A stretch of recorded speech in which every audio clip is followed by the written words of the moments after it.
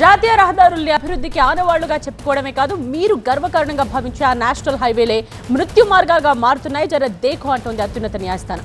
ఇటీవల తరచూ జరుగుతున్న ప్రమాదాల్ని సీరియస్ గా తీసుకుని న్యూస్ రిపోర్ట్స్ ఆధారంగా సుమోటోగా స్వీకరించి అమికస్ క్యూరీ నియమించింది సుప్రీంకోర్టు.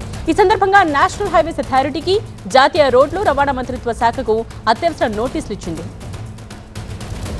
రాజస్థాన్లో ఫలోడి, తెలంగాణలో మీర్జాగూడ, ఏపీలో కర్నూలు ఇలా హైవేలపై తరచూ జరిగే యాక్సిడెంట్స్ లో పదుల సంఖ్యలో మరణాలు నమోదవుతున్నాయి.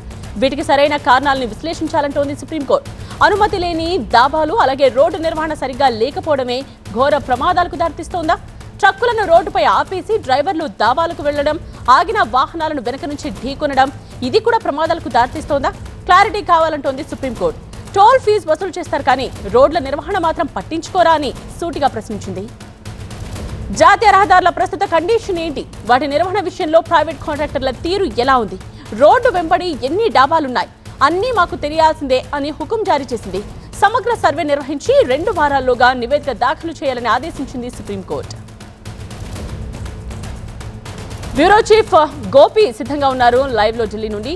సో గోపి, దేశవ్యాప్తంగా ప్రతి సంవత్సరం 1,50,000 మంది రోడ్డు ప్రమాదాల్లో చనిపోతున్నారు. అందులో కూడా నేషనల్ హైవేస్ పై జరిగే ప్రమాదాలే ఎక్కువ. సో డేటా చూస్తే మనకు అర్థమవుతోంది. ఈ నేపథ్యంలో సుప్రీంకోర్టు ఇచ్చిన వేకప్ కాల్ కీలకంగా మారిందనుకోవచ్చా? రాష్ట్ర ప్రభుత్వాలకు కూడా నోటీసులు అందినట్టుగా తెలుస్తోంది. సో ఏం జరగబోతోంది? ప్రభుత్వాలు ఏం చేయబోతున్నాయి?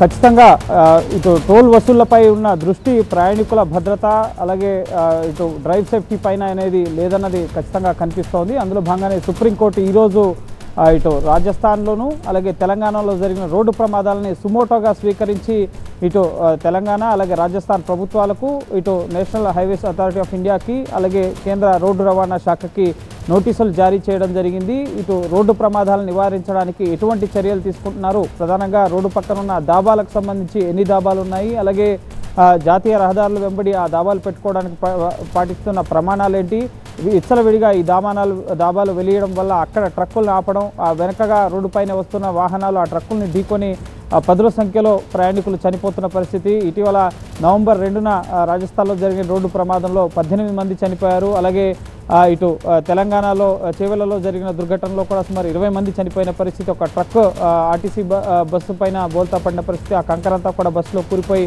20 మంది చనిపోయిన పరిస్థితి. సో దీనికి సంబంధించి రాష్ట్ర ప్రభుత్వాలు తీసుకుంటున్న చర్యలు, అలాగే దాబాలు నిర్వహణకు సంబంధించి ఎన్ని దాబాలు ఉన్నాయి, అలాగే రోడ్డు ప్రమాదాలు, రోడ్ల భద్రతకు సంబంధించి తీసుకుంటున్న చర్యలు ఏంటి అన్నది కోర్టుకు తెలియపరచాలి 2 వారాల్లోగా అని చెప్పి కోర్టు ఆదేశించడం జరిగింది. జస్టిస్ జేకే మహేశ్వరి ధర్మాసనం ఈ కేసును సుమోటోగా మీడియాలో వస్తున్న కథనాలను ఆధారంగా చేసుకుని ఈ కేసులో ముఖ్యంగా రోడ్డు ప్రమాదాల్లో అనేక మంది చనిపోతున్నారు, టోళ్ల వసూళ్లపై దృష్టి పెడుతున్నారు, కానీ ప్రయాణికుల భద్రతపై దృష్టి సారించడం లేదు అని చెప్పి ఇటు రాష్ట్ర ప్రభుత్వాలకు అలాగే కేంద్ర రోడ్డు రవాణా శాఖ NHAIకి నోటీసులు జారీ చేయడం జరిగింది. సో ఈ సుప్రీంకోర్టు ఇచ్చే తదుపరి ఉత్తర్వులతో దేశవ్యాప్తంగా ఈ రోడ్డు భద్రతకు సంబంధించి రోడ్డు ప్రమాదాలను తగ్గించడానికి ఒక మేలుకొలుపుగా మనం దీన్ని చూడాల్సి ఉంటుంది.